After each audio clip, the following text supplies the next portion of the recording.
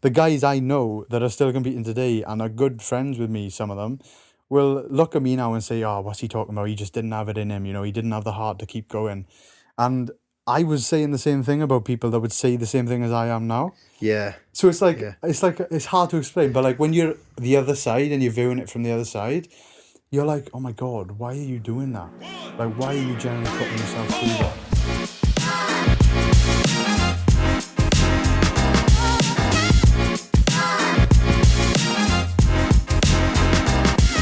Hey guys, and welcome back to episode 8 of the Clwb Iron podcast. Today I'm also joined by Alex again, but we have another guest on. Now, our guest is a very big guest in terms of social networking and size. Well, massive. And I'd like to introduce Llew Gibson. Thank you. Thank you for having me on the podcast. Now, for all of you who don't know who Llew is owner and founder of PB Gym in Pontardawe. Very good gym. He's also a very successful online coach.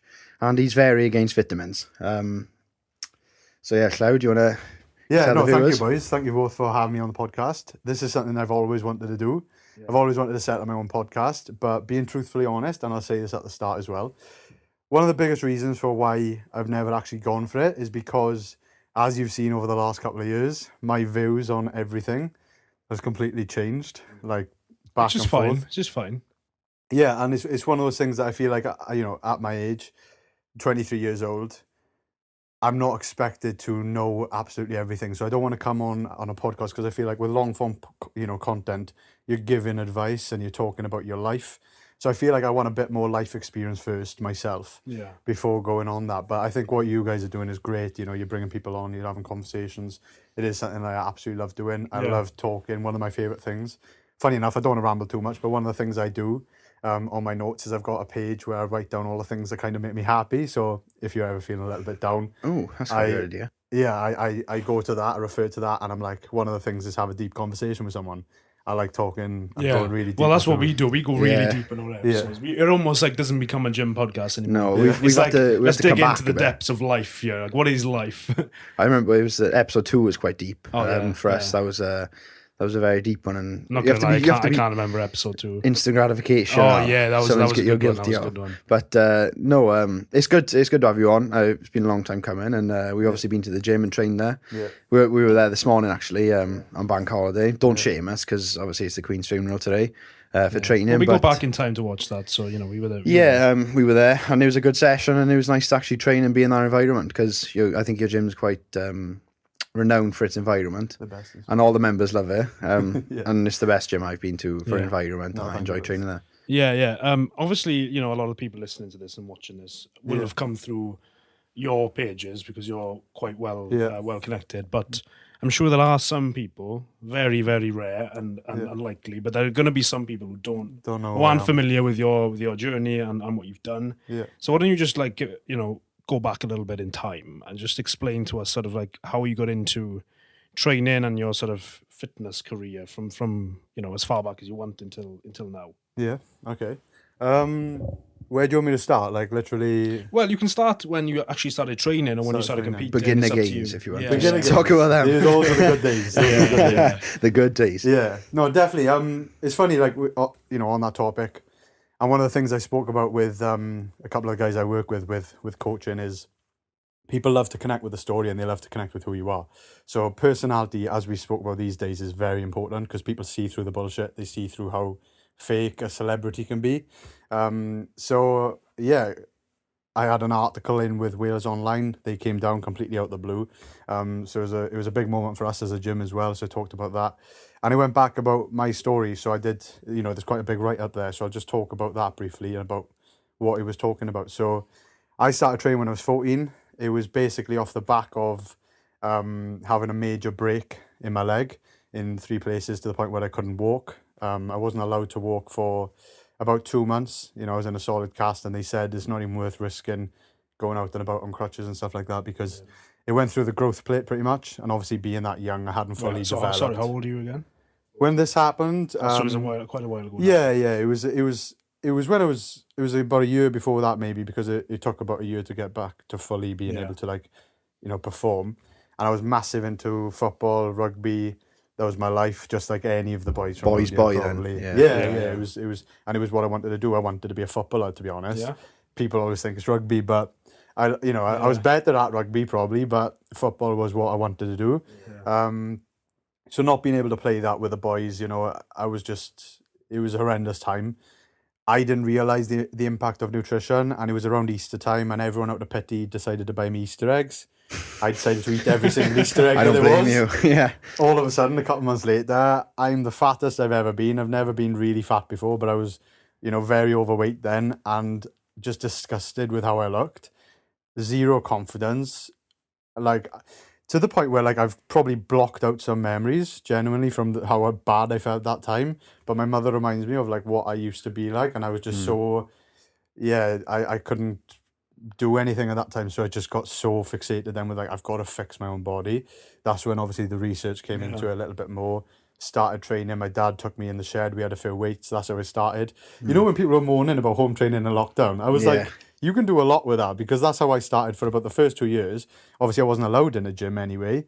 So it was all about that, and it was doing it for sport more than anything. So I was doing it for my physique to pull that back into shape, and for sport. Had no idea about nutrition at that point. Then, when I was 16, that's when I started to think, right, beginner gains have died down now. I'm not getting the results as fast. Yeah.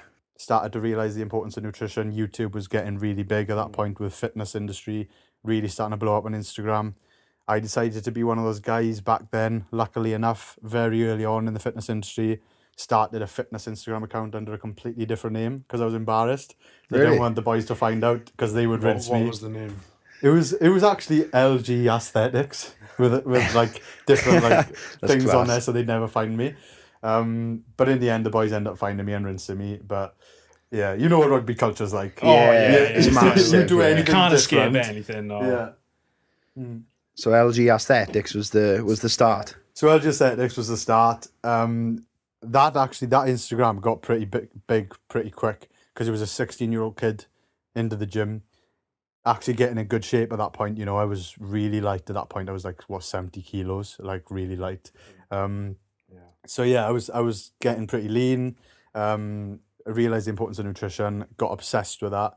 And that was alongside college and everything like that. So the gym was just my life. Like that was my escape, so to speak. I wasn't like every other guy who was just obsessed with like girls and like going out and partying and stuff like that. Yeah. Don't get me wrong, I'm an all or nothing person, and I was an all or nothing person. So when I did go out with the rugby boys, it was like I'd end up in some horrendous states, which we won't talk about.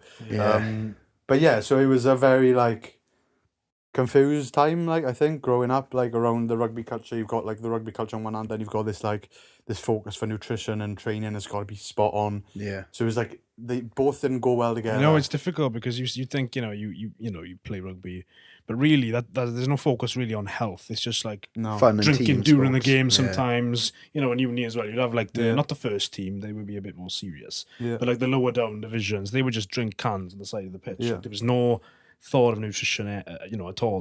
Doing yards of ale all the time. You done with them, have you? We've done it with to the point where if you played absolutely shit once, it wasn't a serious game, but I played really bad one half basically. In half time, they poured a can into my own boot and I had to drink it from my own boot. Have you done a glass boot before? No. Have you seen them? No. It's like a boot. It's about like that big, and you can fill it with like one of my friends before for his birthday. We filled it with top shelf whiskey, and he hates whiskey, so it was that. And then filled it with whiskey. No, you put a shot of each whiskey. It's like a dirty pint or something. Yeah, there's about 5 of them, and then you fill the rest up with a lager and a cider. And then you have to neck it.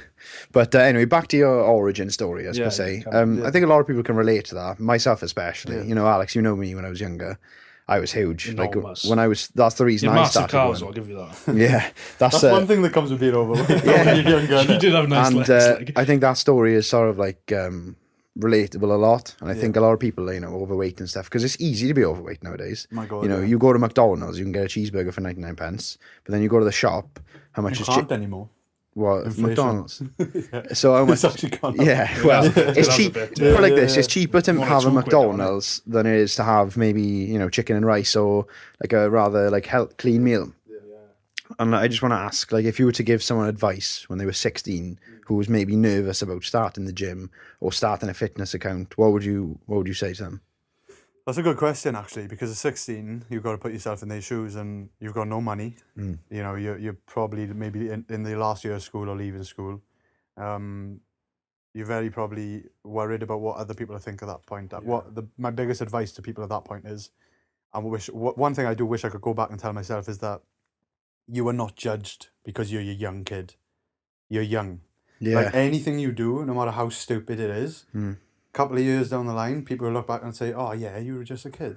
Yeah. So that is the best time in your life, because you can do anything you want and try anything, and you won't basically be judged, because in a few years you'll be passed off as being, "Oh yeah, he's just a kid." Yeah. So I would go ahead and do absolutely anything, whatever you feel like at that time is drawing you towards something, or you're perhaps a little bit scared to try it. Just do it, because you can't mess up. It's almost like it's like a get out of jail card. Yeah, you It's can like- use that excuse then, can you? Yeah, use your stupidity. I'm going to call it stupidity, but you're young and vulnerable Naivety, and I think. naive. Yeah, naivety. Use your naivety while you're young, just to do whatever you want, because you're gonna make mistakes. And I wish I'd started younger. And we can all say, "Oh, I regret this," but there's so many young kids, and I know it's a bigger thing today because TikTok. There's so many young kids. Starting TikToks. The We Go Gym TikToks and kids. stuff like We that. seen them? Yeah, we've seen it's I mean, you're rampant. not on TikTok. I refuse to. No, I know yeah. you said you didn't Stay really know away. who Andrew Tate was, and I was like, well, No, I haven't been on TikTok. I've got a TikTok account because at the end of the day, it's the way we advertise for coaching, isn't it? Yeah. All social platforms. But I refuse to scroll or look on. Well, yeah, content. because I only downloaded TikTok so we could start posting clips. Yeah. That's then again, what- I yeah. usually find myself scrolling through Insta Reels, and it's exactly the same anyway. It's the same format. It's Just the a same different- stuff on Yeah, that. I found myself doing it. It's dangerous. It's like You find you're something, losing your attention. and then Watching hours, when I you go hope, back yeah. off it, Watching then you hour find reels. that it was like 2 hours ago, and you were looking at this initial reel. Yeah. But, anyway, So you started at 16 training. Training 14, 16 was when I started realising the importance of nutrition. Yeah. So you started weight seriously at 16, is it? No, wait, seriously, probably like at 14. Oh, Like, okay. Yeah, literally at like, I started that, and I literally, right, I started making plans for myself from that date when I was 14. Okay. So like, I would research, I'd go on bodybuilding.com, like that was, Ah. at my time, that was the best thing to go off. Look at the old Arnold training stuff. Immediately, like from the money I did have, I bought plans, like straight away from the get-go. That's one of the things I did do. I followed a few guys off Instagram. I invested in them, and they were the typical ones that you'd probably laugh at now, like Ross Dickerson, Simeon Panda, Ulysses. Panda, yeah. I so think you did better than I did. I was 6-pack shock. It's Mike Chang. I'm And lucky I didn't get there. Athlete X Athlete actually, X, yeah. Athlete X had a good few points, to be fair to him. I found. I used to watch him when I Very was like clever 14, bloke, 15. but very extreme. Like, Yeah, you were saying like push-ups are killing your gains and bench press and everything's killing your gains. you just realise now it's clickbait, don't you? You look back. Yeah. And you're like, it's clickbait. So Yeah. at what point did you start to like sort of get seriously into bodybuilding then? 18 was my first competition. So basically what happened was, obviously there was the college years. I was training up to be an accountant, so maths was my strong point. Always had an interest in economics as well, so I was doing that and business. So yeah, I was going down the accountancy route, but in the back of my head, like one of the things, and I actually feel sorry for, the guy I worked for a little bit, because I had the interview and everything like that, got the job as an accountant, and we had a meeting like very early on. And I said to him, he asked me like, oh, where do you see yourself? That sort of question. And this was after he'd already given me the job.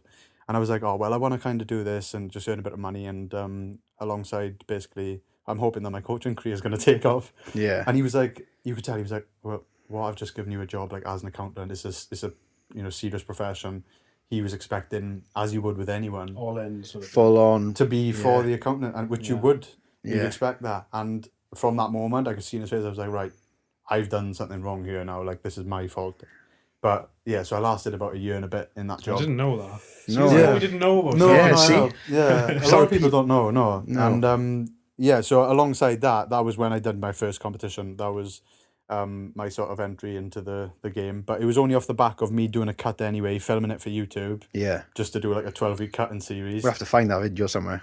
Yeah, and you can see it. And one boy just said to me like, oh, there's a local competition. It was called Next Fitness Model UK, which is now NFM UK. I don't know if you follow the federation. No, They done their first ever competition in Swansea. I knew the guy. He asked me, will you enter it? I was like, yeah, go on, why not? Didn't know anything really about competing. But I was like, I'll just cut for a further 8 weeks then, because I was in shape anyway. And I got 3rd place. But yeah, and I was natural, obviously, because I was like 18. And people at the time would still throw the comments at you. Do you know what I mean? Oh, you're on steroids, blah, blah, blah. It's rampant these but days. It's just like, which we'll get on to the point now of, so I got to that stage, done another year then, enjoyed competing. I was like, right, I'm going to really focus on this now. This was all through my last year as an accountant. Well, junior accountant. Yeah. I wouldn't say it's See, like a chartered accountant. International accountant. No, and I feel sorry for the boys that had to work with me, to be fair to them. But yeah, in all fairness, went through then, done another competition, won that one natural. And I said to myself, if I can win a comp natural, then I'll jump to the other side. And ooh, the dark side. I was a naughty boy, and I went there. But this is a big thing of, obviously I know you've got a question for me for why I'm out the game now completely of competing. But the reason why I was so drawn into doing that was, number one, it was all like, heavily influenced by, I could see the opportunity there with Instagram, social media, everything blowing up in that direction. We were just at the very beginning. I could see the future sort of potential for that, and maybe with a bit of a business background or mindset of way of looking at things, I realized that, number one, people only listen to you if you look good in this industry. Yeah. No matter what qualification you've got, because I know some shit hot coaches, right? Unbelievable coaches that are struggling to get clients just because they don't look good. That's a negative and a positive, I think, because some people a massive negative. Some people have like untapped knowledge, like you see coaches who have got like so much knowledge but like don't apply it themselves. Maybe they don't want to. They try to give back to You're talking about people. young people though, now, because the older guys are usually like strongman and powerlifting coaches, for example. They're usually old and fat and they smoke. Yeah, no, I'm. Yeah. It's like the Stoltman brothers. Their coach is like just some fat guy. Yeah. But he probably knows. He probably couldn't lift anything. No. It's majority, but he's knowledgeable. Yeah. But it's just hard because you look at them and like, I want you to coach me so that I can look like you. Yeah. But obviously, and I understand it to a point, because like I'd find it hard to take fitness advice off a fat guy. Yeah. Not to label someone as fat. Yeah. No, I know. We know what you're saying. Yeah. I wouldn't. I'd find it difficult to take, even if that guy's got all the knowledge in the world, the qualifications in the world. It's hard to take, isn't it? Yeah. But I kind of. Is it Matthew the one with the analogies? You like the analogies? Yeah. 3-step process. Process. Yeah, go on. I heard about that. Yeah. So I like to use analogies as well when I'm trying to explain stuff to people, because it's a brilliant way of getting people to understand. Yeah. So with regards to fitness and coaching, I say to people like, would you expect a surgeon to have had to have a heart attack themselves to fix your heart attack? You know. But that it's common sense. You wouldn't expect someone to have to have gone through your process for them to help you with yours. But it does certainly help, like with prep and with things. You do experience and feel things yourself then that you can relate to a client. Yeah, so and understand. Yeah, it's like neither of us are going to be able to, even though I've been learning nutrition, like I started training around the same time, well, not the same time, the same age as you did, a bit younger actually. I was about 12 or 13 when I started lifting. And I've built up knowledge, even though I haven't sort of, it hasn't been linear. I've sort of like given up, on things at times. But I do think I have enough knowledge to coach someone from sort of fat to in shape and from skinny to in shape. Yeah. I can do that. I know I can. What I couldn't say is that, I'll get you to competition. Yeah. I haven't got a clue what it's like to be in prep. Like we were talking to Reese and we were getting a bit comfortable. Like, oh yeah, but that's not what it's like in prep, is it? And he was like, well, how do you know? And he had a point. It's like, well, we haven't really got the right to talk about how it feels to be, in a cut like that. I've never really done a cut, to be honest. I just imagine it's like... I want to live it. Just see what you want. Like. But I think with a coach, I think it's... Obviously, I've never been to a coach and stuff. I think I'd imagine the best thing to have is like relatability. So like say if you were like coaching someone who was like going on stage, I think if you could relate to them and understand what they're going through and how they're feeling, that's like a massive, massive selling point for you. And then like you can say, I've been in your shoes. This helped me. Yeah. When I was feeling like this, I did that. Yeah. And I think that's a massive. This is what point. people forget as well, and this is completely off topic, but more so about business. Like,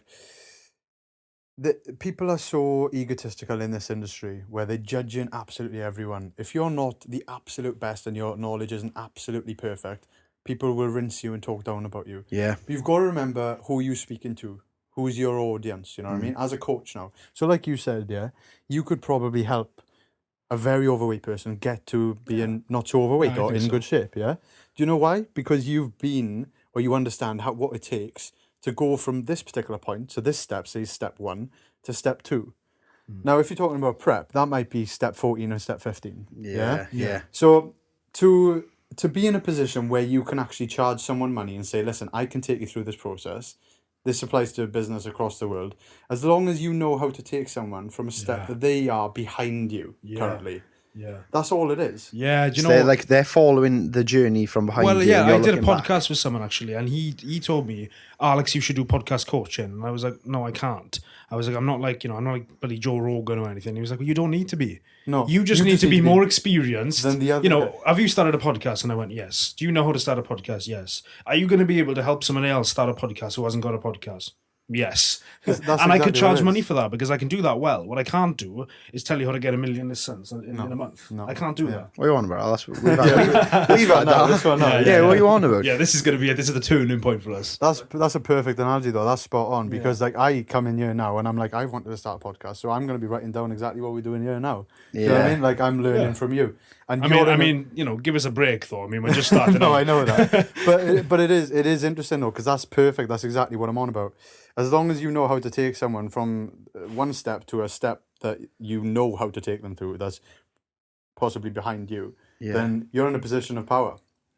Yeah, that's it. You can charge someone money for that. Yeah. If someone, like, the perfect one has got to be like a removal business. You know, people. That My mate's literally- actually got a removal business. Shout out Jason Williams Removals. Just thought I'd plug you there. Advertise. Luke, thought I'd plug off you. Anyway, But that's perfect because at the end of the day, if like how many people can actually, you can literally just pick stuff up and move stuff, yeah. Yeah. But if someone knows how to do that efficiently, that's more time efficient, and they've got people with them, then that's a step above what you've got. So you just pay them because they've got the resources to do it better than you and quicker than you. Yeah, it's like some guy came and cut a tree down a while ago. I could have probably cut the tree down. I'd probably broken the fence and the house. And the whole street, probably. And then I would have been like, I've got a tree to get rid of now. That's He it. cut it down in 10 minutes and then took it away in his truck. I haven't got a truck to take it away. Yeah, because So he can charge me money even though it's quite a straightforward task. Like you just cut it down.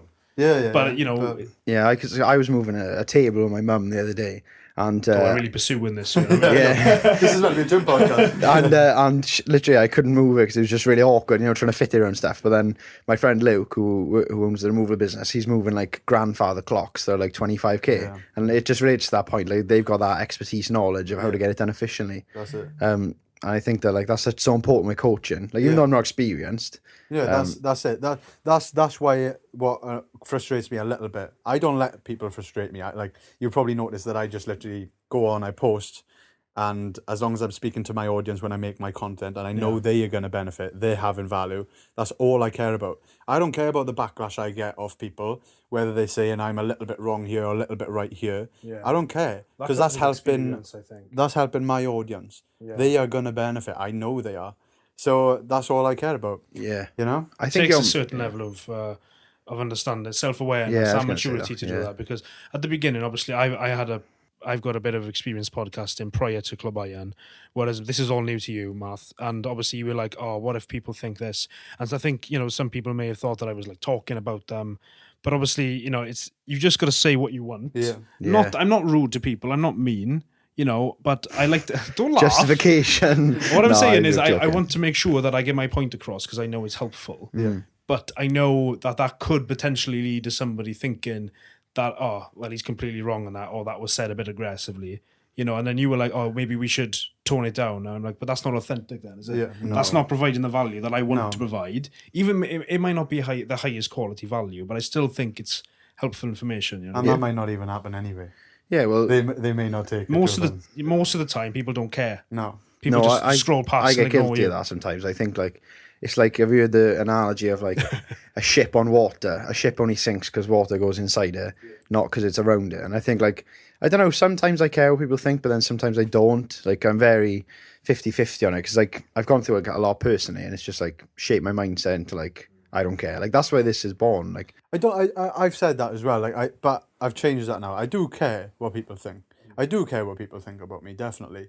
But I will only put my opinions or speak about specific topics or make content that I'm 100% confident with putting out there, that I am confident in my opinion or the facts I'm speaking about.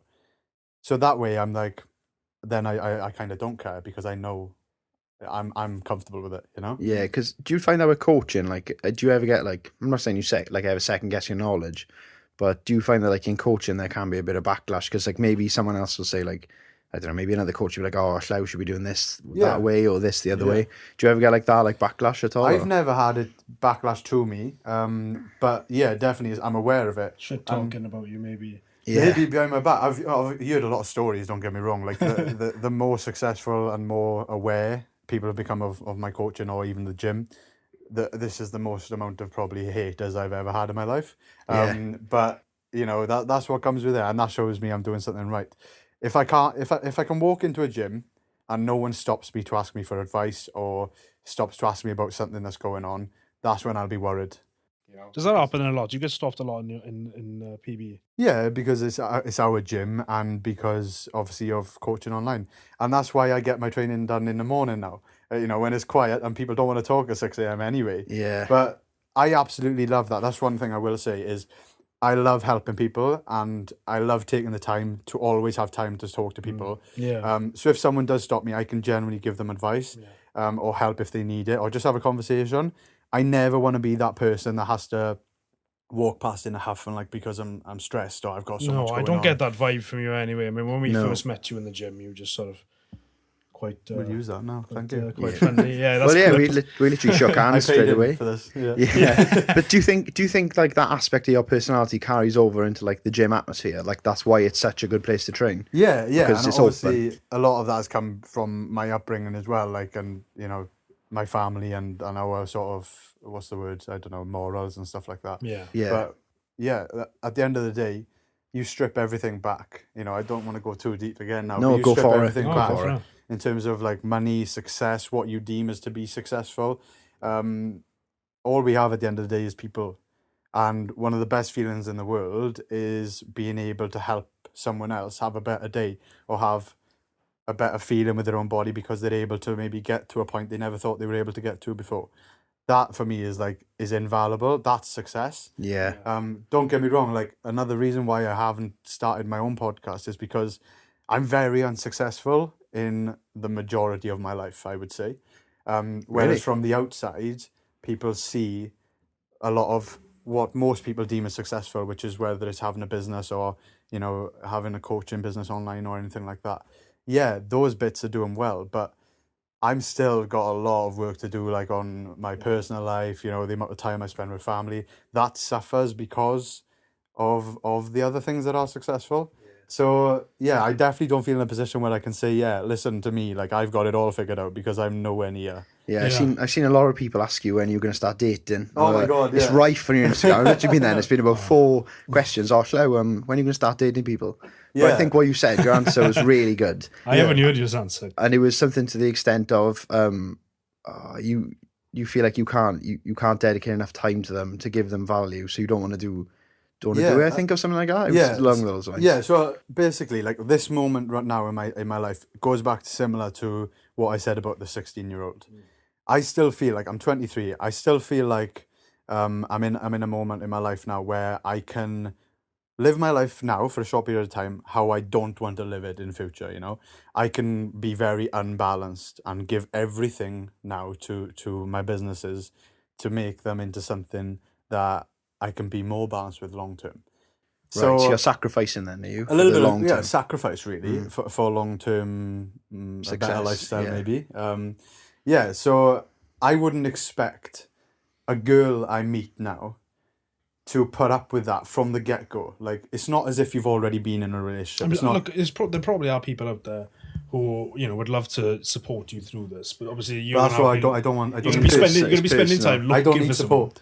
No. Do you know what I mean? You're your own biggest fan. This is a solo mission. No, it's not that either. It's like, but I don't need support, not from a girl. But I don't want to sound Llew like doesn't hate women, guys. Llew doesn't hate women. Not from a fucking woman. Wait there, no. No, what I mean is like I don't need that. That would to have something in your life like that that's meant to benefit you is, in my eyes, to have something you can do to have fun with, you know, to create a relationship and create a future with. And I do believe in all that, and I think that is genuinely what will happen in future. Yeah. But right now, I don't think that's possible, and it's not fair on that person for me to meet them right now and not be excited to see them not be looking forward to the next time we can get away and do this and go to this country and do this, you know. You just be thinking, how can I all I'm persuade thinking them about not to go away with me and let me just spend all my time doing this? I wouldn't even have a thought about them because all I'm thinking about now Business. It's always like it's still, that's what I mean, it's still like quite unhealthy because every single thought throughout the day is like, even when we're having a conversation now, slightly in the background, I'm thinking like, I could be doing this better, you know.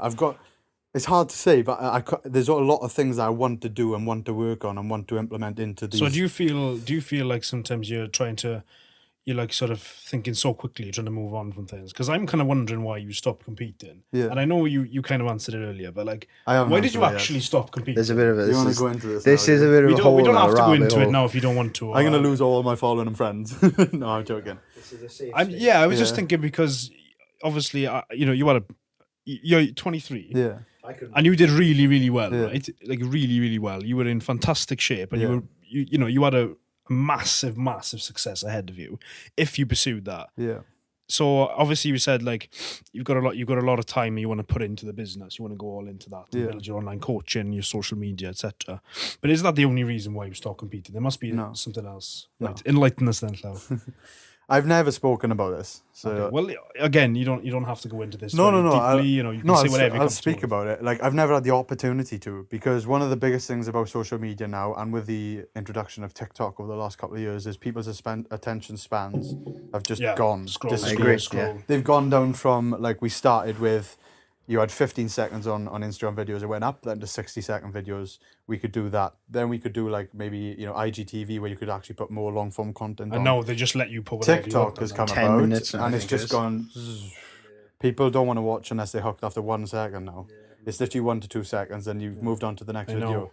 So there's no way that I can actually put a video out there and explain my reasons for why I've decided to stop competing and step away from it, and my views on it, without people actually sitting down and listening and taking on board my opinion, because they'd switch off after 10 seconds anyway. They'd hear that I don't like bodybuilding anymore, and I'm leaving it, and they'd be like, oh, I can't swear on it. So strap in then, is it? Is that what we're saying? Yeah. No, so like there's loads of different avenues as to why, and loads of different reasons, all completely different, but it's a collection of a lot. Yeah. For me personally, I did do one 10-minute video just talking about it, so people did have an opinion. And the mad thing is, the amount of people, some pros and some high-level amateurs, that messaged me off the back of that video and have said they feel exactly the same as me, but they can't because of certain sponsorships. They can't stop bodybuilding. They have to compete because that's all they know. Like, it was mad. It was a shock to me. I didn't expect that response. And I do feel like people are starting to see now, if we want to talk about bodybuilding at a high level then, where anabolics are clearly involved both on male and female, number one, no matter which way you go about it in terms of safer use, not safe, safer, there's like these protocols about now, it's still extremely unhealthy. And I saw that after just 2 years of using anabolics off and on, that my blood work deteriorated very quickly. Which was quite, you know it's happening, like it's going to happen because you're using anabolics, but then when you get the reports back and the blood work back and you see it and it's real, you're like a shock, was there? You're like, this is one of the reasons why I've got a very addictive personality, and I know if I started getting into it, that's a rabbit hole for me to just start taking everything. That's number one. Yeah. I'm sorry for interrupting, by the way, but number two is that I think it just scares me. I don't know if I want to take it. It is scary, I think. Like, what? It's going to mess up my natural production of hormones. It's such like, on social media these days, it's such like, people make it really trivial, which I really don't like, because I guess like people are like, oh, 1 cycle, 1 hurt. Or like, it's like, oh, let's just do trend, bro, come on, and claim just natural. 1 cycle, like. It's just like, you see that mentality, and I'm thinking like, you could be playing with your life. 1 cycle will hurt. 1 cycle, and you try and PCT, you come back, I guarantee you that person's natural hormone level will never come back to what it was before. 1 cycle. So, and that's even taking a small short cycle of an oral steroid, which they think, oh, I'll just do a bit of Winstrol to go to Ibiza, the main stage. Yeah. But that will ruin the natural production of hormones for life, I can guarantee you. Yeah. So it's a lot more serious than people make out, and it's far too normalized now. Yeah, I agree. Yeah. I just want to say, I'm not totally against bodybuilding. I'm not totally against it. because I have a lot of friends in this industry still that are competing to this day. They're probably aware of how I feel about it, but I don't want to be that guy that comes out and is labelled as the guy that slates bodybuilding, because I'm not that. I understand why people do it. But the problem is the people that enter it, like myself, are not aware of the reality of all of these different aspects, whether we're talking about food, whether we're talking about anabolics, if you want to go down that route, and which is what it needs to be if you want to be successful in the IFBB. So my reasons for it was, number one, the health implications were massive, and number two as well, if you want to go from the way you actually look, I didn't like the way I was starting to look. The bigger I was getting, the more uncomfortable I was. The only time I felt good was in the gym because I was so strong. So you didn't like being that big then? No. And this is one thing that is crazy to say to most men, because they're always chasing more size. I think if I was that big, I think I'd start to feel a bit like, this is getting a bit stupid now. It's like Rich Piana. You just get this mental. Yeah, and I wasn't absolutely. There were bigger guys than me. Right? No, you weren't Rich Piana. I was not Rich Piana. Right? But you were big. I was big. You were very big. I've seen photos. Yeah, you were big. I was big, like, and like I had to be. I was 22 years old, and I was competing at. I was about 225 on stage, 225 pounds, like shredded. Yeah. 100 kilo. Yeah, just over 100 kilo, like shredded. So. Oh. To be like that at 22, I knew if I wanted to, like, another couple of years, I'd have been up to 300 pounds in the off season plus. I know I could have done that. Yeah. And I don't want to be one of those guys that says I know I could have done this but never done it, because that doesn't matter. Yeah, because I was going to ask you that as well. I mean, obviously you could have gone so far with it. That's the ego side of it, though, because that is the reason, which I didn't get to at the start when you talked about my story. The reason I actually went alongside it and took anabolics and done that was because I had gone so many years of people accusing me of taking steroids anyway, that I was like, listen, I'll show you. That was not always the response. Like, that's so well not. Go on. I was like, yeah, you're probably the same as well. I was like, listen, I'll show you. If I take this stuff, I will be way bigger than what I'm doing. I'm like that all the time. I'm like, yeah, well, let me have a go, and then we'll talk. And that's what I did. I was like, right, okay, I'm going to prove you all wrong in a way, which is bad. And I justified it by saying I was doing for myself. I wasn't. I was proving a point. Yeah. And that goes back to what I was saying. Steroids initially to prove a point. Technically, and from the business standpoint, from coaching, I wanted to be a successful coach. If I haven't proven that I can be bigger, stronger than everybody else, then I know that I'm not going to attract as many clients as I want to. Yeah. I'd done it to prove a point. Like, I did. That was one of the biggest reasons in the back of my head. The same with training mentality, right? I had an ego about me that no one trains as close to failure than I do. Yeah. If you look back at my videos, you see people who think they train to failure, and then you can watch some of our sets from the gym. Like, that is training to failure. Yeah. And it's a skill. So in that part, yes, competing and the things that go into bodybuilding is very skillful in that sense. And I've seen some shit hot bodybuilders who are way better at training than me, and that's opened my eyes even further. But there's a lot of pros alongside it as well. Genetically, is so much more gifted than what we are, and they don't even have to train well, and they don't even have to eat well, and they still get in way better shape than what you do. Yeah, that's what some people don't understand. See, like, some people can look at weight and put on muscle, like they look at a dumbbell and they're huge. Yeah. I try to ask you, do you remember like the point in time where you like decided to like hop on the gears? Was there like a day or like a moment where you were like, right, yeah, I'm going to do it? Somebody told you, yeah, we're on steroids, and you went, oh, fuck this. It was in uni. It was actually in uni. I was on my own in uni. I was put into. Oh yeah, I forgot to say as well. After accountancy, I decided to go to uni to do biomedical sciences, which was meant to be like specified in nutrition. So that was to help with my coaching. But then I realized, why am I going to uni to do a degree for this? I don't need the qualification to be a coach. Yeah, it's just external validation. It's like, oh look, I've got a degree in this. And it wouldn't matter. It's the thing with coaching. See, you don't have to have qualifications, do you? As long as you're covered, but the basics, public liability insurance, and obviously having like your level 3 PT and everything like that. You don't need anything. But so that was part of the reason. But I was interested. I thought it would teach me stuff. Turns out it wasn't teaching me anything. So I decided to drop out after 3 months. But in that period, was when I decided, like, I was probably lonely up there on my own. So you're in your room, were you on your own? And you thought, In my room, all planned out. It was after Christmas, New Year, new me. I was like, I'm going for it now. This was An a extremely new this was you. a premeditated decision. Then you didn't, You didn't just find someone in the gym and you were like, fancy some of this. No. You thought, right, okay, I'm gonna go in. 100%. And I researched it, like, you know, I got fixated on that just as much as I did with nutrition. It was like, right, I'm going to start. And I started so low that it was basically pointless. From what I know now, like, it was the first... Proper stuff, though, not like pro hormones and stuff like no, that. To be fair, like, I did touch before that a little bit of pro hormones. Not pro hormones, SARMs. Yeah. Which... good stuff. No, listen... It's better to do anabolics than SARMs because SARMs doesn't have as much research behind it, and I had worse side effects from SARMs than I did from anabolics. I mean, we don't have to go through your stack. No. I don't think we should. Probably not a good we don't idea. encourage people. I would never. At the end of the day, I'm being totally honest. Like, it gives you all of the advantages to what these drugs essentially say that they give you is true, but just make sure you pay attention to the side effects as well because they are true as well. Like that's a disclaimer. Obviously, it was not encouraging anyone. No. But from a personal perspective, now I've heard stories, and I've seen it on TikTok and stuff like that, of people trying to explain how it feels. Are you comfortable explaining sort of how it feels going from being natural to like physically? When Yeah. Like I said, I was very trying to abide by that safer use model. So from when I started, I won't go into the details of it, but being totally honest, I know some people say, oh yeah, I use a low amount and it ends up being like loads. But no, I genuinely started with next to nothing, and it was only one compound and basically almost pointless. I swear on my life, like this 12-week cycle I decided to do first off was pointless. And I realized from that point that, right, I need a coach.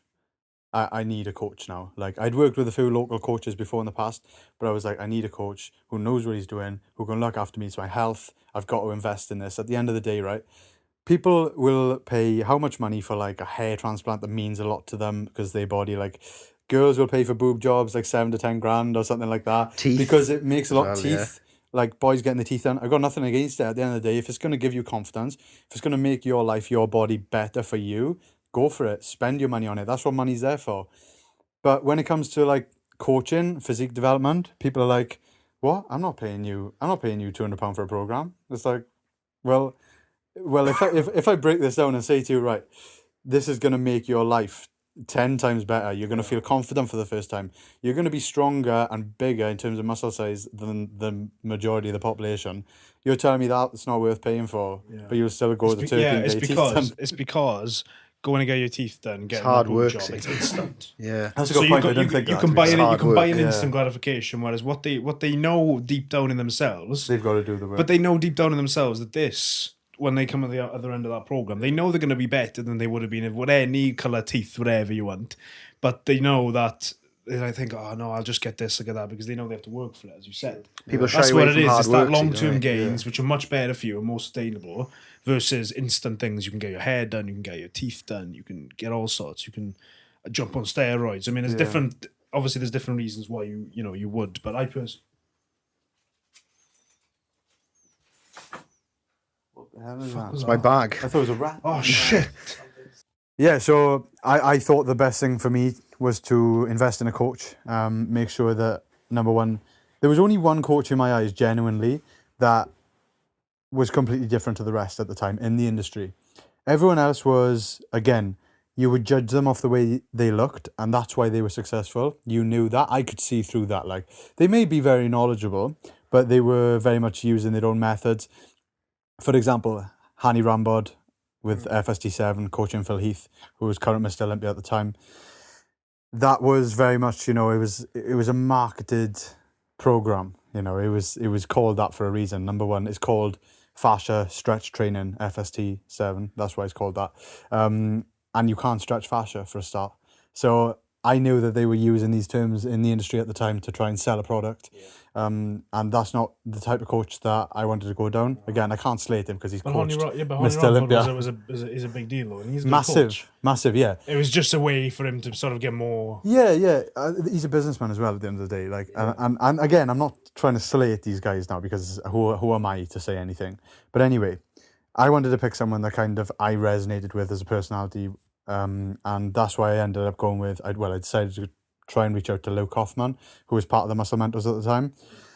He realized my goals, and he decided he didn't want to coach me, and he passed me on to someone else. And first of all, that was a great like green flag, if we want to talk about the opposite of red flags, because he didn't want to just take me for my money, and he wanted to give me to someone who he respected and thought would be better for me, which has ended up being Callum Raystrick, who has now moved on to pro coach. I'm not sure if you're aware of Callum. Are you?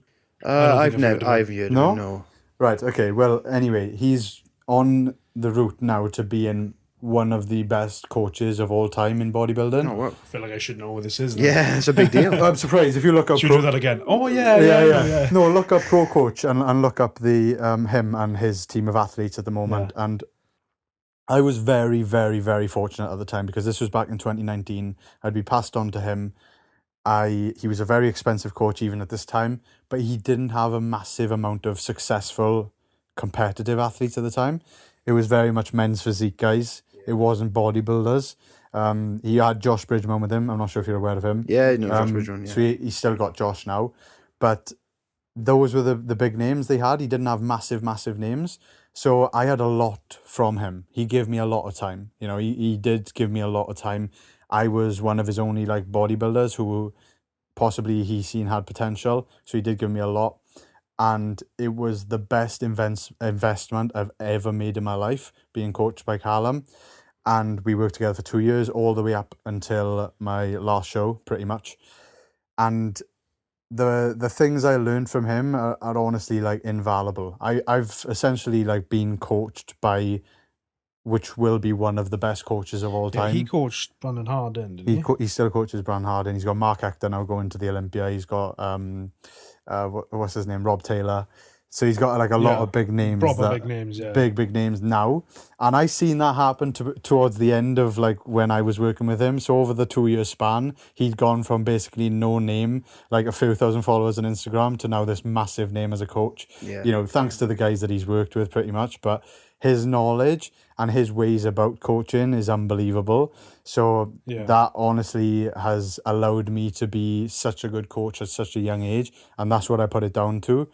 I've essentially been like taught from one of the best in the world. So I can't like put a value on that of what that means, it's basically like a kickstart in the industry to have worked with someone like that, because I know if I was to reach out to someone on his level today, be hard. And I wouldn't get the time. I don't care how much. So you're fortunate that you started with him when he wasn't huge. Because he still had the same knowledge, maybe not as much experience, but he had the knowledge. Yeah. And I seen that from the time he'd give you and the things he'd explain. It was just so in depth, it's hard to even. Would it be different now though? Would he have the time to really invest? No, he wouldn't now, because he's so busy with like top athletes. It's like going to. It's like so I wouldn't get anywhere trying to go to him now and say, look, I've never done a show, really amateur. Can you like sort of show me the ropes? He'd be like, not really. Not with him, no. Start with somebody else. He's got his own business now called Pro Coach, where he's got a team of coaches. I see. So he has a team underneath him. He has a team underneath him now because of that demand. Yeah. Because of people like yourself. He just gets like He just takes the top athletes guys, now. Yeah. But yeah, to have gone through that process, the way I can describe it is, it's like going to Man United when they were at the top and saying, I want to work with Sir Alex Ferguson. Yeah. Can you coach me how to play football? Because I see.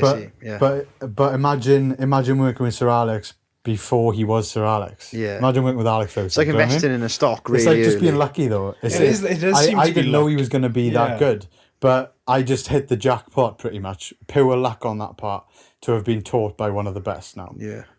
So yeah, I feel like really grateful for that. And we just had a really good run together. I learned so much, and then that was that then. But the reason we stopped working together was just because my sort of ideas and views of bodybuilding just changed completely, and now we're on completely different paths. But yeah. So obviously you stopped competing for numerous reasons. Yeah.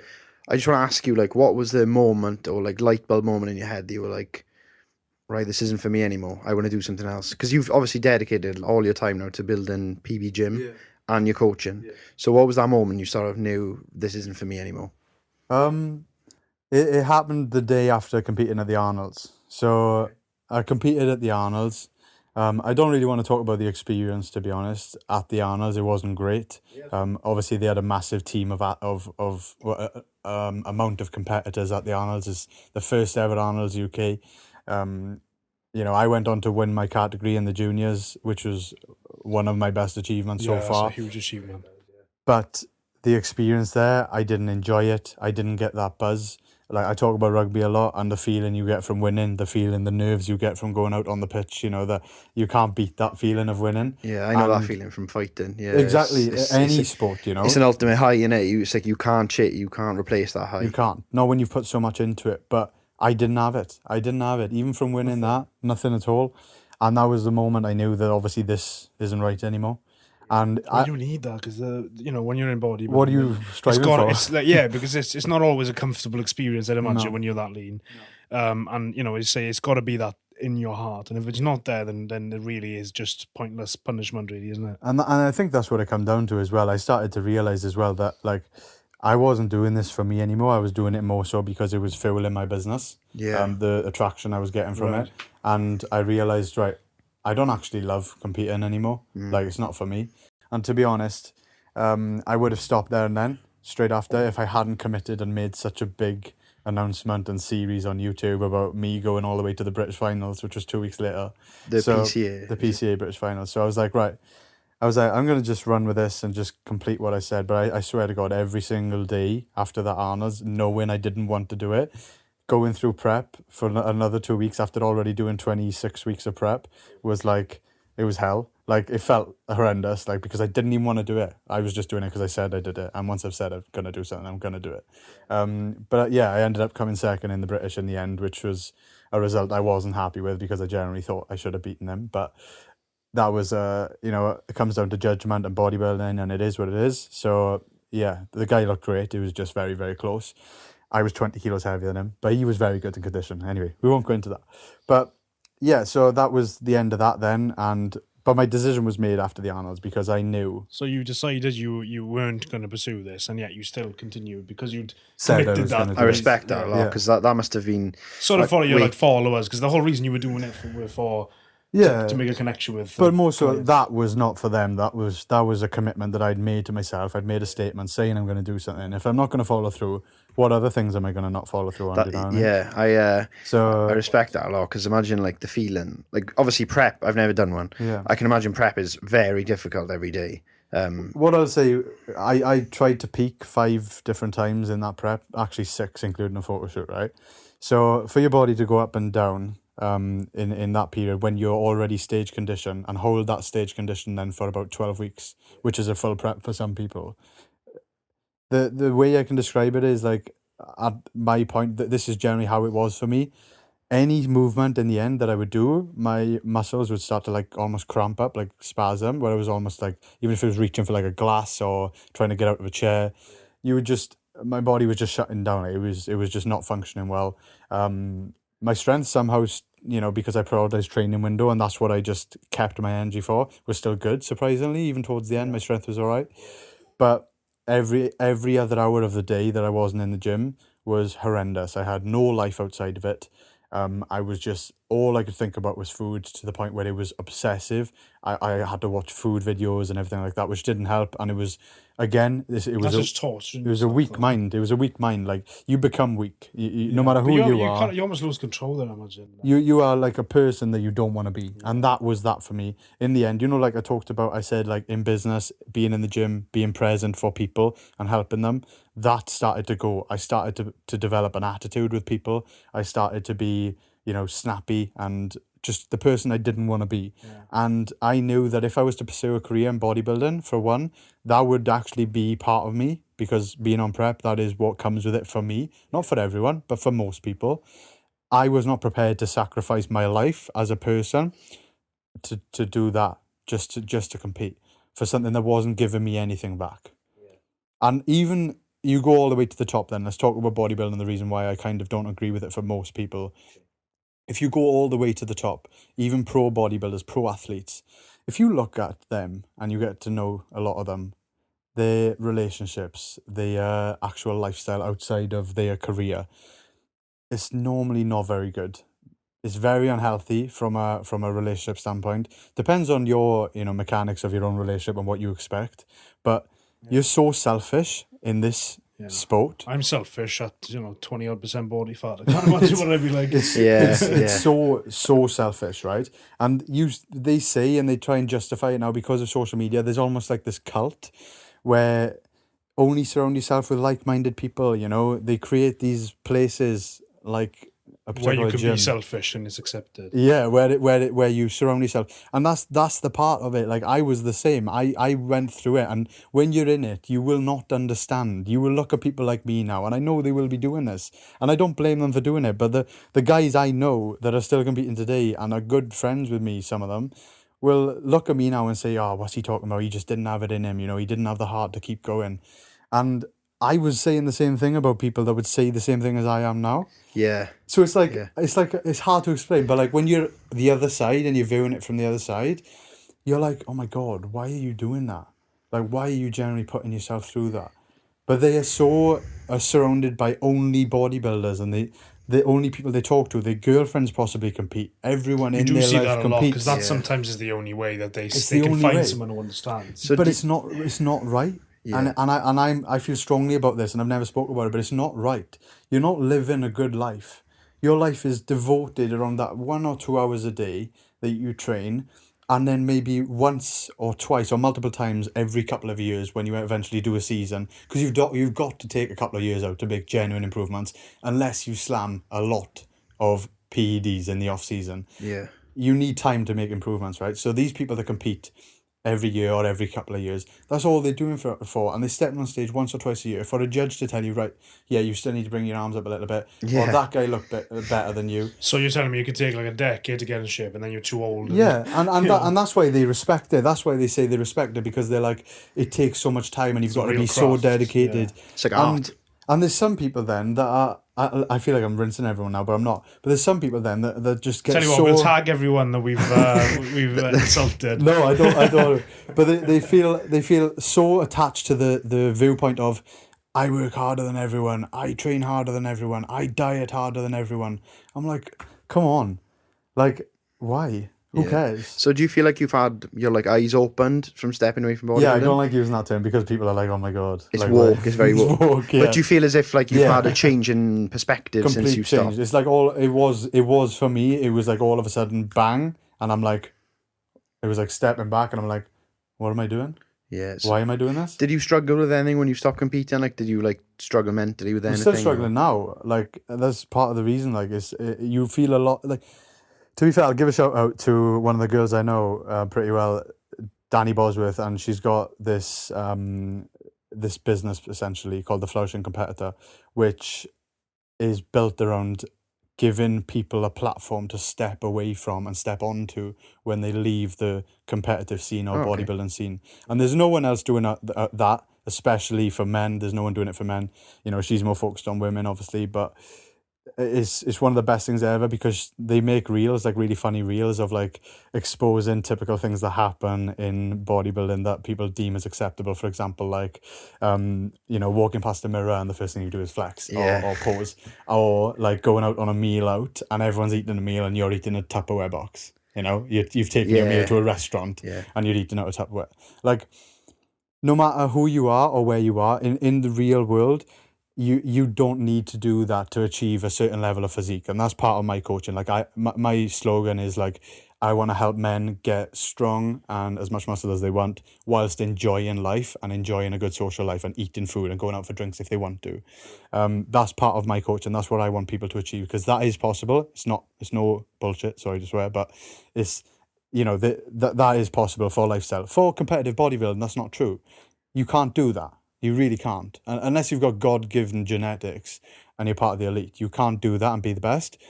But yeah, so that platform, the Flourishing Competitor, is giving people a place to step onto after they finish bodybuilding, because you feel that loss of identity. You feel horrendous. You have a terrible relationship with food, where you feel like you beat yourself up, or you have to calculate everything that you're going to eat. It's so hard to step away from having this sort of structure day to day and that routine. Trying to come back to living a normal life is harder. And that's why I felt a bit of a fraud as well.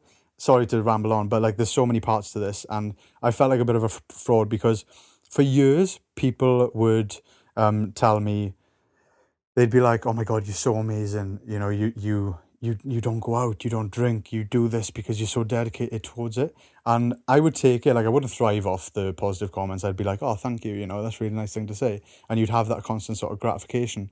But I knew deep down, like, I'm not doing it for that. Like this is easier for me to be in prep. It's easier for me to follow a routine. It's easier for me to say, no, I can't, not even have a decision to make. I can't go out because I'm on prep. This is my life. You know, I'm a bodybuilder, blah, blah, blah. And I know that hundreds of people are in prep and in the competitive scene for the same reason. It's because they don't want to deal with what's going on up there, because they have got something to focus on 24/7 where they don't even get a chance to think. And that's Do you think they're beating themselves up as well? Because it's quite a... Not beating themselves up. I'm going to cut you off because I'm going to finish what I'm saying and explain what I'm saying. They're not beating themselves up. It's because a lot of people have... You speak to most bodybuilders and they've got a background of like, I was bullied, you know, or I was severely overweight, or I was really anxious or insecure. And instead of actually addressing how to deal with that mentally, where there is ways about doing that and overcoming it without having to go the totally extreme, where first of all you step into the gym, you have that initial period, you're like, wow, you know, I've worked hard, I've shaped up, I've got into nutrition, I understand it a bit more, I'm in a good place now. Then someone says, oh, you look good, why don't you compete? Oh, you look good, why don't you step on stage? They plant that seed. May take a couple of months, couple of years. Eventually they trial it. Once they do it, they go through prep, they realize how insane it is. They're like, wow, I've gone through this, my head is absolutely mashed. I've seen it happen again and I've called it out, or people have said, just to prepare you, this is what's going to happen to you. And they go through it and it does happen. And you get addicted and you can't live a normal life anymore because you've gone through prep. It's like a transition. And people don't know how to step away from that. So there needs to be things like the Flourishing Competitor where people can step away from, and they are guided by coaches who have been through it and showing you how to live a normal life again. And there's not enough about that because at the moment, everyone is still all promoting compete. You know, you're on stage this weekend, compete next weekend, compete again. Oh, what are you doing now then? What are you aiming for now? When you next competing? You know, these are the questions, and people are like, oh, I have to do it then because people, or for Instagram, they think that people care that much. They don't. And the truth is, you get more likes when you shredded. You get more. You get more gratification when you're on stage, when you're competing. When I'm not competing, people don't really care. You know, luckily I've realised now I've got to put a different side of value out there to the point where I can actually help people and just give advice. That's the route I'm going down. But I other think people people appreciate the vulnerability that you've shown by, you know, admitting that that's not really sustainable, just doing that just to show people that you can be shredded and then help them. Yeah. I think it's better to really admit that you don't really want that. No. What you want is to just help people regardless. And I think more people are going to gravitate towards you. Yeah, I want people to understand that this isn't some sort of fairy tale idea.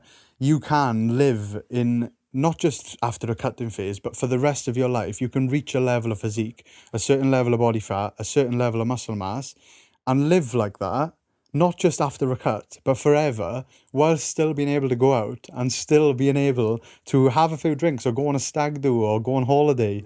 Like, you don't have to be in this thing where, oh, I've got summer coming up now, I have to do a 12-week cut with someone, you know?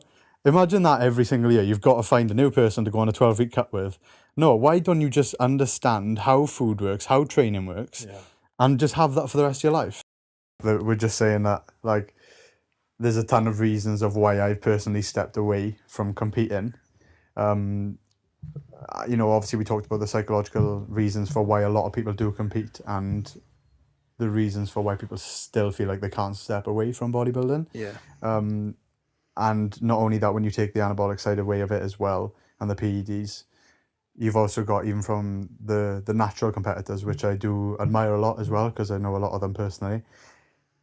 But still, that lifestyle as a whole of being a competitive bodybuilder, it detaches you from your own physical body a lot. For you to be well, to actually, you know, not being absolutely insane and be anxious about the way you look, because you're putting your body out there constantly online and on stage to be judged, which is number one. Even people who don't compete to feel self-conscious about their own body. A lot of people have some sort of insecurity about their own body.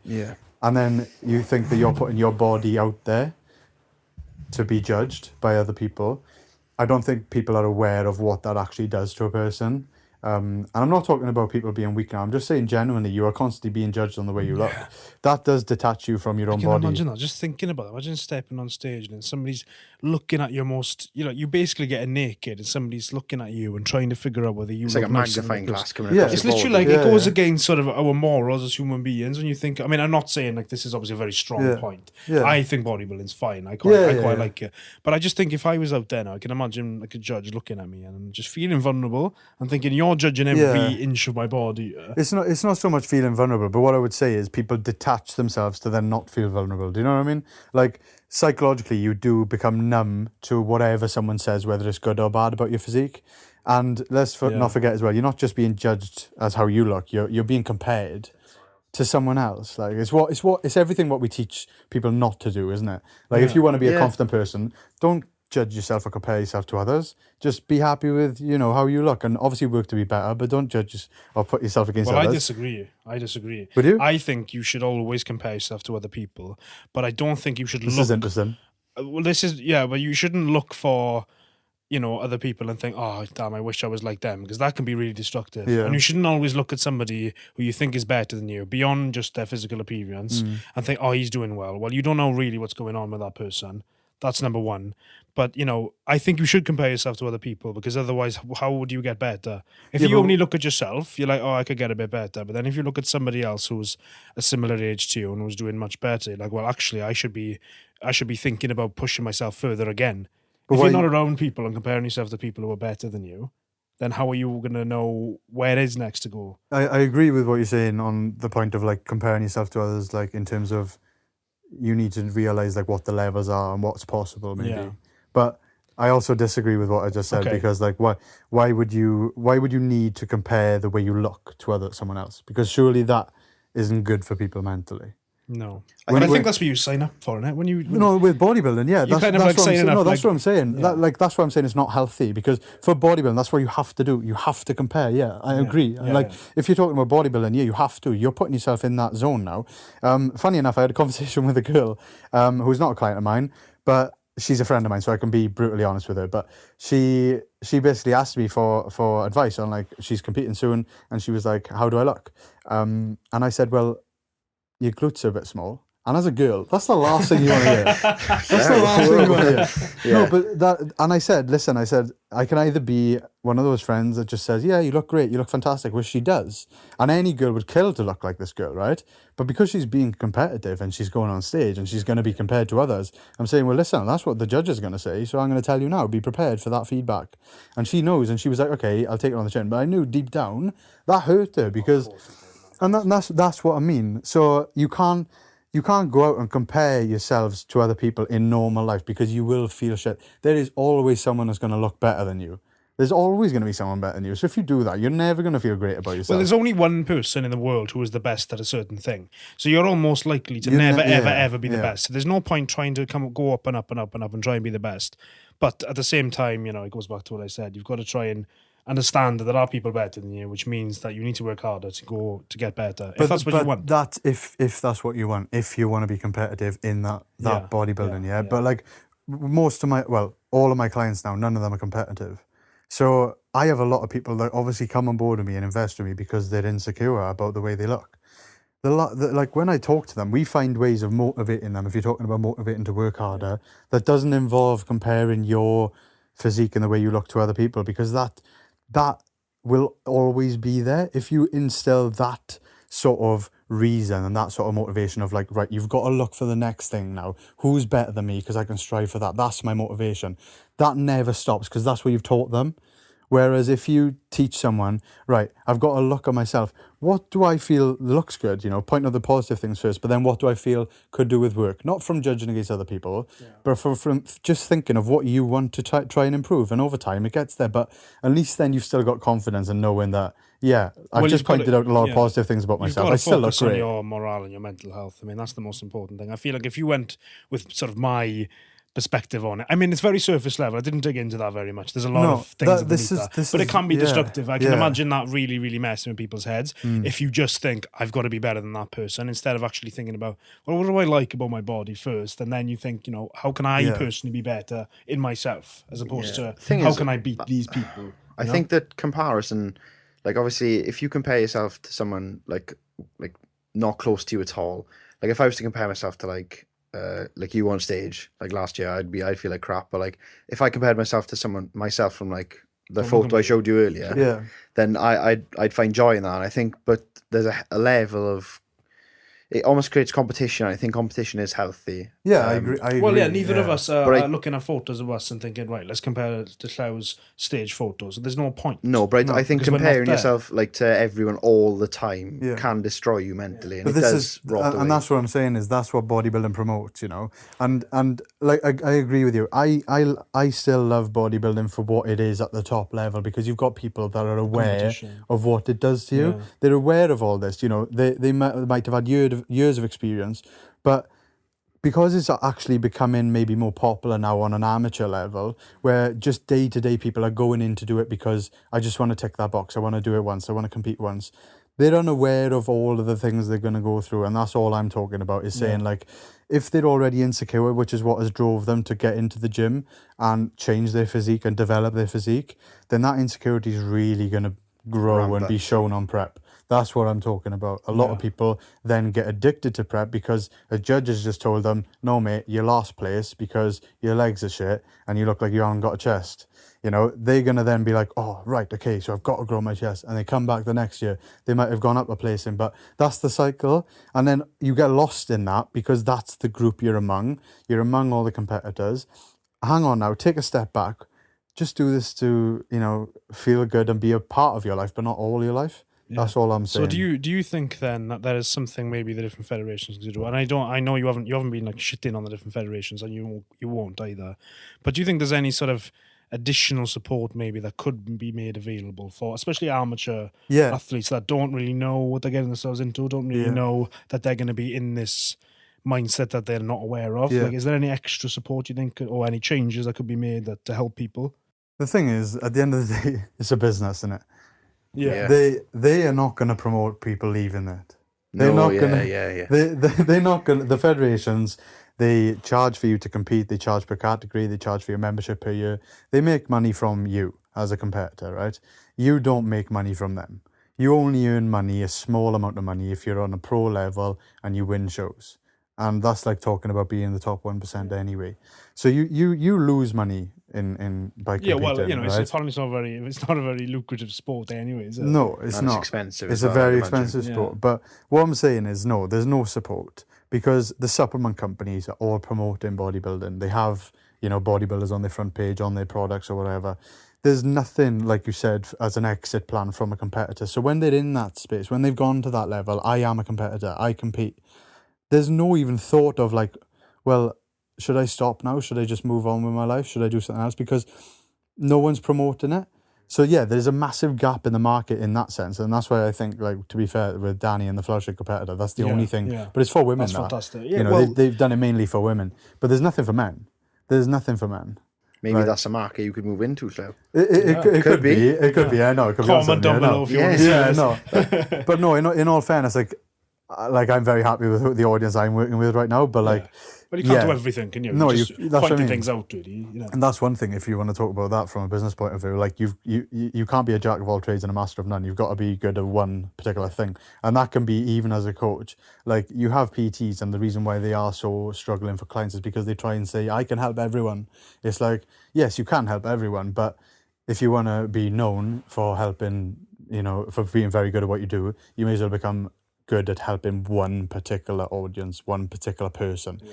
And there's lots of them, so try and help that. Yeah. But yeah, in all fairness, as much as I feel bad for, like, bodybuilders not being able to leave, like, it's not something I want to set up, and it's not something I want to do. But I guarantee something will come about where someone will set up some sort of coaching experience where you can come away from bodybuilding. More like mindset coaching then, like, type of... Yeah, definitely, because you do feel lost. That's one of the biggest things. Like, people even say this now, like, it's actually openly spoke about, where the hardest part of prep is actually when you finish, because you don't know where you're going. Like, what are you doing now? Yeah. You feel like shit. That's You're like, that's a good point. Yeah. Because, like, I was going to ask you about your training now. Like, what is your training like now? What do you think? What goes through your head when you train now? Why do you train? Like, why do you really train in the gym now? Because it's not to step on stage, is it? Yeah. So what's the difference and what's it like now? Do you know what? This year has been one of the most, the hardest years for me because it's the first time in my life where I haven't been aiming for something.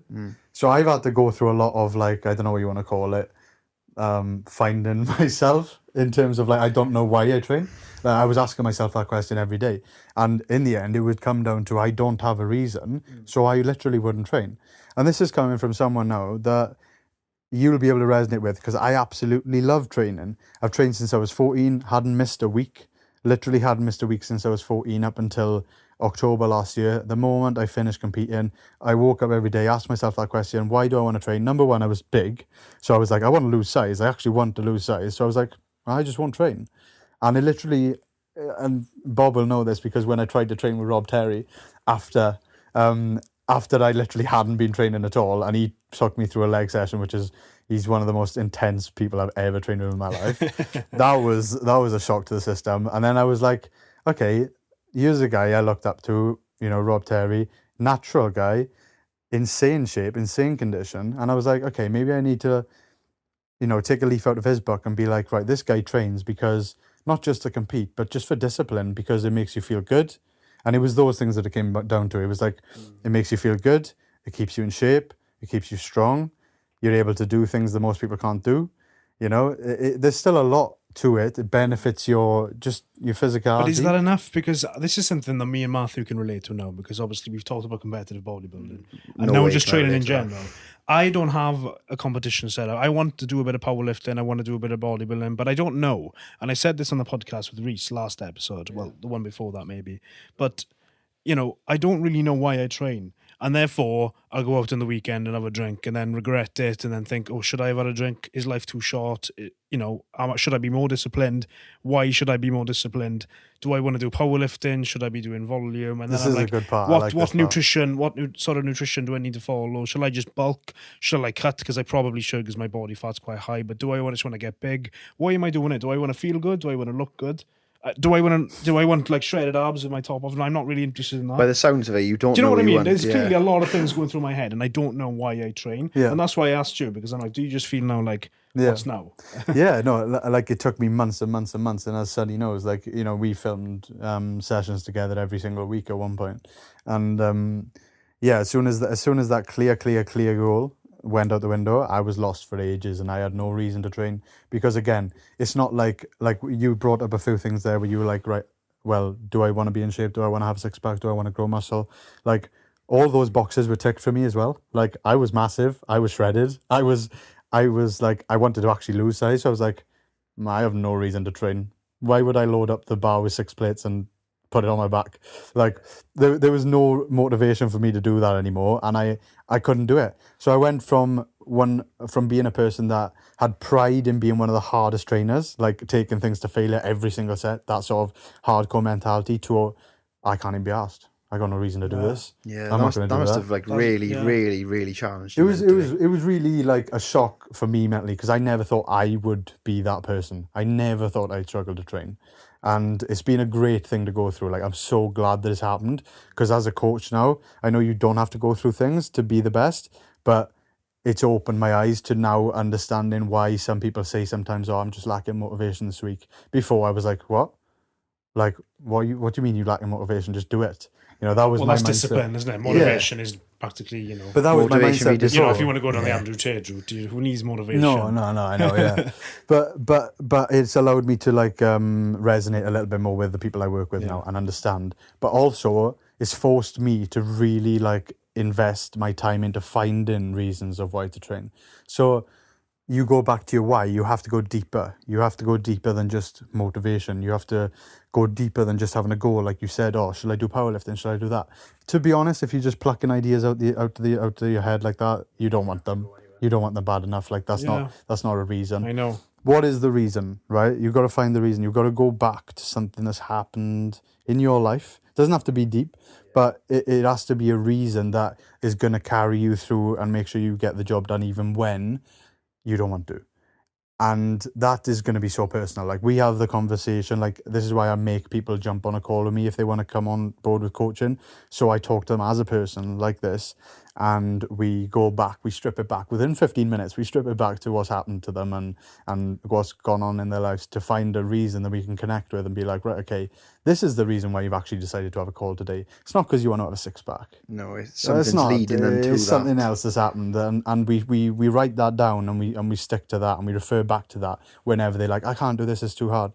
Because, you know, they go back to that and you're like, right, okay, you're doing it for that guy back then who had that happen to you or whatever.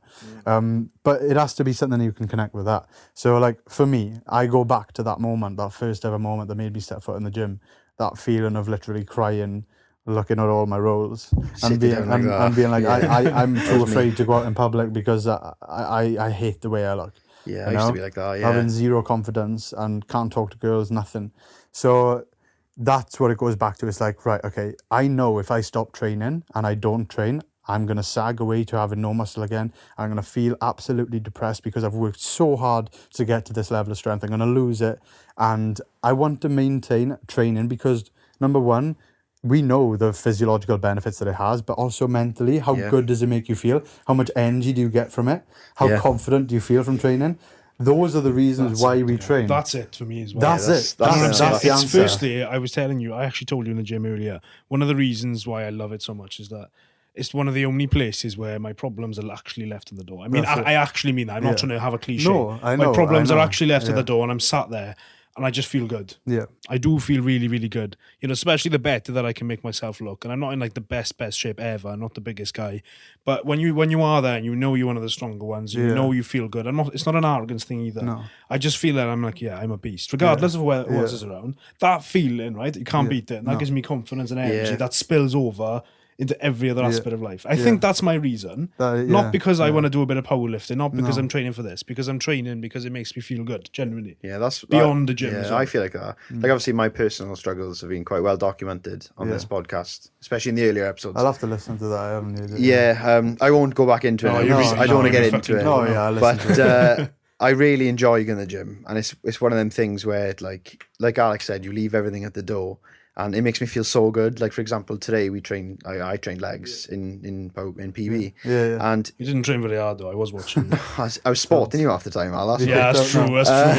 But it set me up for the day. And obviously, like, you know, after training, I was like very excited to get to do the other things we needed to do today. So, like, this podcast, and I was just full of energy. Yeah, it did give you that second win. You know, really, really. You know, yeah, I was motivation. Like raring to go. And, you know, besides the monster you kindly provided for us, thank you, Clwb. Yeah, and I was just telling you, was a hell of a caffeine crash after I was just ready to go. Pick me up. And it feels like, I don't know, it's just when you go to the gym, it's like that, it just helps everything else. Yeah. It greases the wheels for everything else. It does. It's literally the single most impactful thing on my entire life. Yeah. And I feel like whenever I don't go to the gym, I feel like lost. Like, my rest days are the worst things ever. Yeah. Because I'm like, what am I doing? Like, what can I do? And it's so good. But that to be fair is like, that means that there's something else missing in your life. Not to go into that, but like, you know, the rest days should be the times that I say to people, like, you need rest days because it gives you the time that you would focus on yourself in the gym to now focus on another area of your life, you know? Yeah, well, there's always something to work on. You can clearly see who does the most effort now for Clwb Iron, because if he's got that much spare time when it's well, no, to be fair, I normally work on my rest days, but it's like that. I know what you mean. I know you're saying, no, like, you miss the gym on your days off. You want to go to the gym and make even more progress. That feeling. Yeah, I spend like a lot of time in the gym. Yeah. Like, I like to be there. It's a very productive environment. Like, I work in a 9 to 5.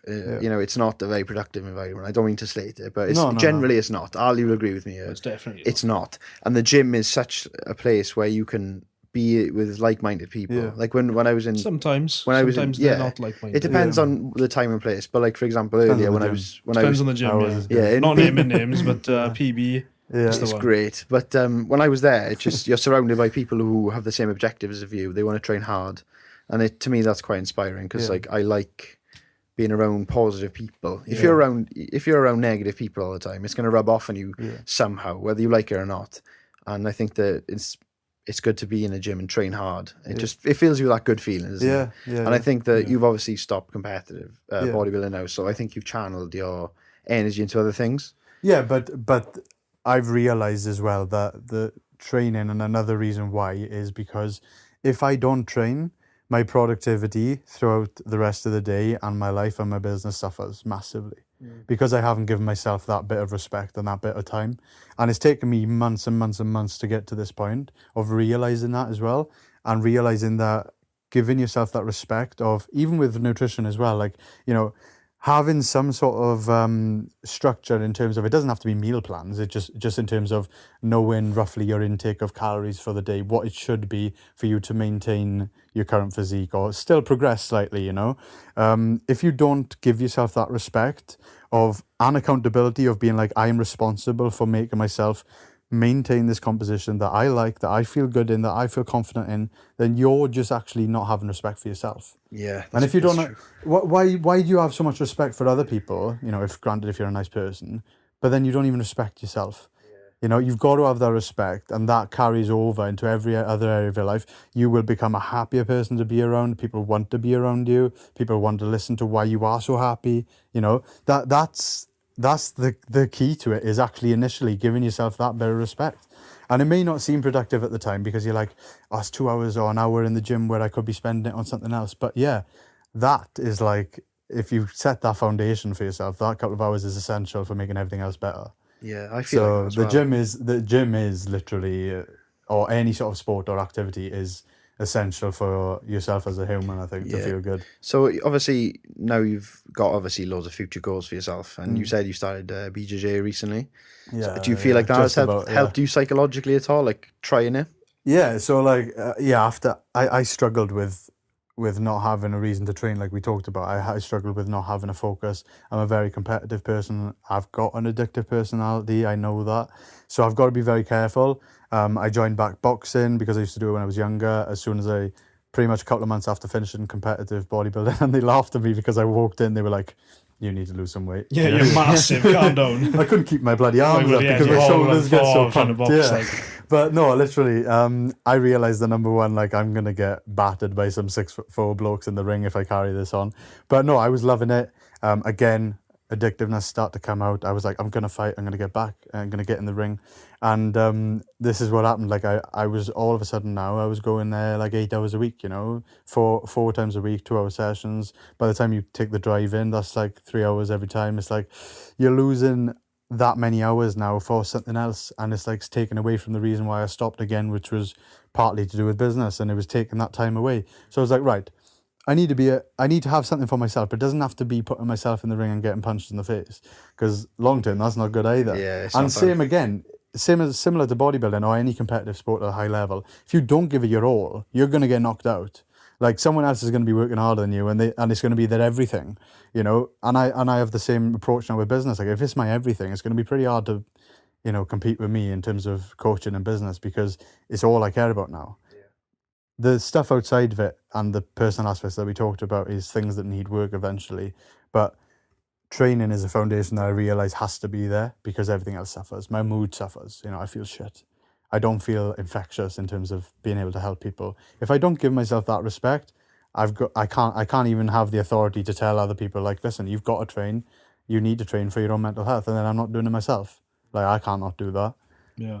So but I love training. I absolutely love training. I think we can all sort of agree on that. Like, training's so beneficial for mental health, and for people who have like doubts about getting into things because they might not feel like it. I think we'd all encourage them to just do it. Yeah. And I think taking that first step is the hardest. Yeah, but then like I was saying, like, if I do that, then am I going to realize, well, I'm just doing this because I don't know why I'm training. You know, I don't really want to go and do boxing. I don't. It doesn't really interest me that much. But I just I feel like I want to do something that forces me to have a purpose. I don't know if I don't want to punch people. I mean, being able to fight is a good skill. Yeah, it's going to come with some benefits. Yeah. But at the same time, I don't really want to fight. I don't want to go into a boxing gym. I want to just lift weights. Yeah, but don't do it then. Yeah, that's what I was going to say. That's the thing. You're saying I should encourage people to do it. But for me personally, I know a lot of people relate to this. I don't really want to. No. I'd rather just go to the gym and lift weights. And even if I am casual with it, it makes me feel better. But you've got to flip that as well. And sorry to interrupt, but you've got to flip that as well. And some people don't like the gym. Some people don't like the gym. A lot of people don't like the gym. Some people don't want to go to the gym and lift weights. I bore the minds of so many people sometimes, and I can't be asked to speak to you about this. Yeah, you know? Yeah. And what I will say to those people is, like, listen, okay, there's a lot of science behind resistance training, so at least do the bare minimum, even if it's twice a week. Like, go to the gym twice a week and cover your full body in those 2 sessions. You need fitness for more than that, more than just twice a week. So you've just got to find something else, some sort of activity. So if we're talking to you now, like, you love the gym, so you've got that anyway, but maybe find another hobby. You know, it doesn't have to be like fighting, or it doesn't have to be like a massive amount of activity. But Cigars. yeah, it could be smoking cigars. Podcast. Perfect example, man. You're forgetting this. You've set up a podcast. Yeah. You've done a podcast for years as well on mental health. Yeah. You know, so you've got I've got a hobby. massive business, man. I got a business degree, and I can't put things down. I've got to do something all the time, and that's why maybe I want to do powerlifting, bodybuilding, boxing, because I can't settle for what I've got. There's always more I can do. It's always harder I can do. I'm We're similar, clearly the same, because you spoke on your sort of mind and your when you started accountancy and all that. Yeah. But it's the same. You're just constantly chasing something more. And I think with Clwb Iron now, this can go. There's a lot of work that can be done here. Yeah. We can build this into a really wide brand with loads of different areas. So this is something I can pour my heart and soul into and still not have enough time. Same as we talked about, though. Remember, don't want to be a jack of all trades, a master of none. Like, it's the same thing. Well, like, that's why I was when telling you have Mark- a mind like that. Sorry to cut across, but when you have a mind like that, where you're constantly like spotting all the things like, oh, I can make that better, or I could make that better and sell that as a product. You know what I mean? When you see the world like that, it can be dangerous as well and self-destructive, because you get distracted by all these different opportunities. You've got to pick the one opportunity that not only is a great opportunity with big potential, but also the one where you have passion for. Well, if you have it's the passion for content this, creation, it's the podcasting. if you have passion for this, pursue this and give it absolutely everything, and stop being distracted by other things. But again, I feel like that is the mindset that is taught in bodybuilding, to go back to that. And that's the reason why people don't leave, is because people will say like, oh, I don't really feel like I'm in love with it anymore. I'm not enjoying prep. Yeah, suck it up, man. You know, that's what prep is. Just keep going. And they do. And that's part of it. So you've got to be aware as well. Like, don't get distracted with that all-in mentality either. You can still think about other things. Just don't get distracted. Well, I'm only 21. Well, all three of us, we're really young. We're still learning it. We're still learning a lot. You're a lot further in sort of understanding the fitness industry very clearly. So obviously we can take some advice from you. But we're still young. We still got a lot to learn about the world. Thing is, though, obviously there's time for us to make mistakes, and we're not going to grow with our mistakes. I've made loads of fucking mistakes. Like, you know, I'm sure we can all make mistakes in our life, and you probably learn. I think your biggest rise is after your biggest fall. Like, you know... Oh, see, back again with the... No, but like, when have you ever learned anything from being successful all the time? Like, it's like people say that the greatest fighters always learn from their losses, and the best thing that can happen to you is to lose. Yeah. And whether that be through your personal life, your business life, like, you know, you make the best moves after you've failed, because it gives you a reason to look back at yourself. And that's why I'm so glad I got second place at the finals as well. Yeah. Because who knows, like, if I'd have got first, maybe would I have just said, like, even though my feelings and my heart wasn't in it, maybe I would have thought, do you know what, I'm obviously pretty good at this, I might as well keep going with it, you know? But having that second place, it was an even harder decision to make, because my ego was like, I knew I should have won that. Like, this is my ego anyway, and me personally, I was like, I knew I should have won that. I can come back next year and I can win. Like, I know I can. But I didn't go and do it, so I can't say that. And I made the decision to step away, regardless of what I knew the backlash of what people would say is. They'd say, oh, well, he came second and he just couldn't come back from it. Yeah. And people can say that if they want to. And, you know, the people around me know the truthful reasons and everything like that. But at the end of the day, I've got, like you said, once you've got that idea, you've got that thing in your head of what you want to do next, you've made that decision, there's no stopping you. And that's where I'm at now. And to be fair, with the rise of like PB Fitness Academy and the coaching side of things turning into a company now of its own, and hiring staff and everything like that, and to the point where we've grown like in literally 11 months from that point of 0 to now.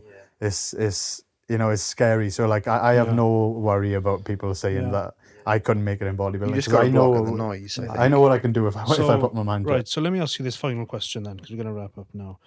You've obviously had a lot of growth in your business now recently in the past 11 months, as you said. So what's next then? What does the future actually look like? Or what do you think it looks like right now? What do you want it to look like? It's a hard question, but what do you see the future looking like now in terms of, your business and everything? It's a tough question, because like we talked about mentally over the last like 11 months alongside that. I'm probably not even in a position yet to even talk about it as if I'm like out of the woods, but it's been like it's been like such a up and down thing, that it's hard to even say what I want from the future right now.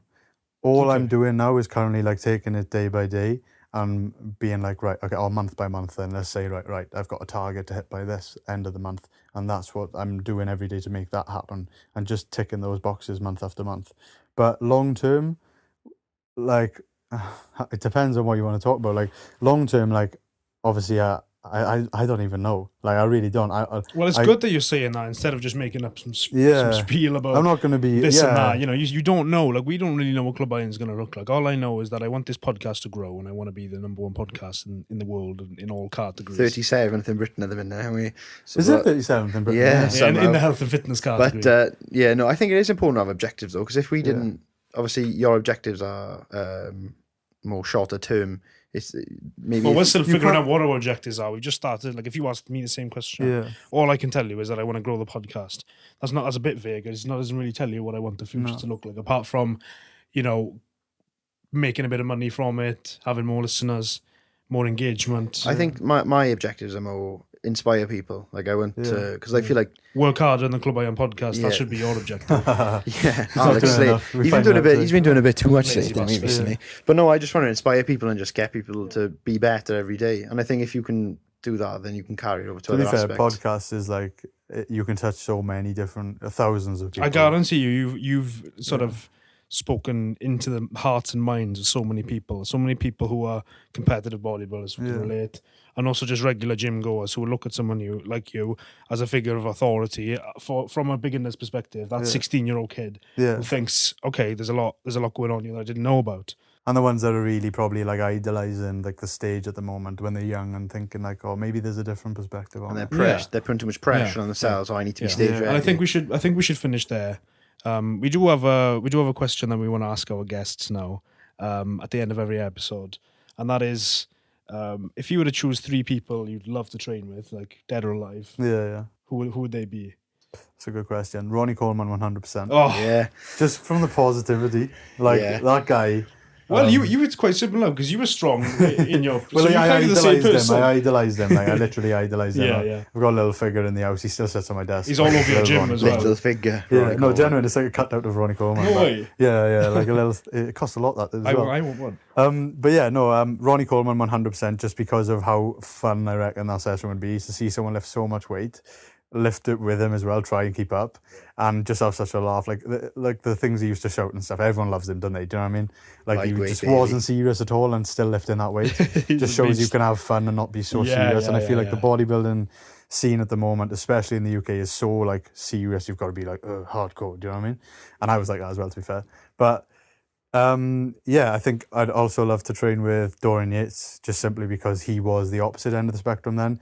Very, very particular with how he trained, one set to failure. Not great genetics. Worked for his body. You say that though, but then have you seen the photos of him when he was young? Yeah, he was ripped. He was really good. He's very genetically gifted for being shredded. He's on my list as well, Dorian Yates. Yeah, 100%. And then 3 people, that's a tough one. Arnold.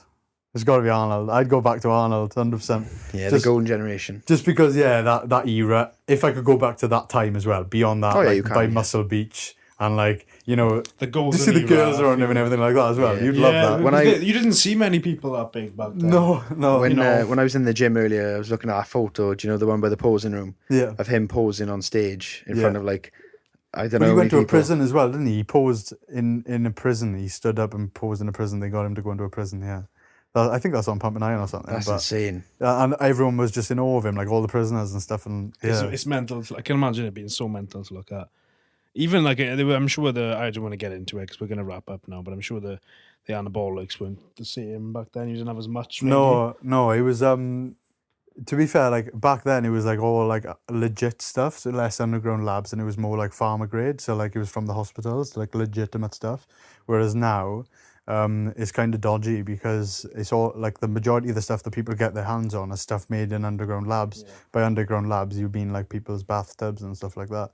So like it's very dodgy now, and you don't even know what you're getting really, unless you've got like a good source. But we won't get into that too much. No, but that's what I mean. It's like a good point though. Back then, so they would have like they wouldn't be running nowhere near as much, but they would be running legit quality stuff. So like it was maybe safer in a way because but there was less deaths back then, I think, compared to now. Yeah.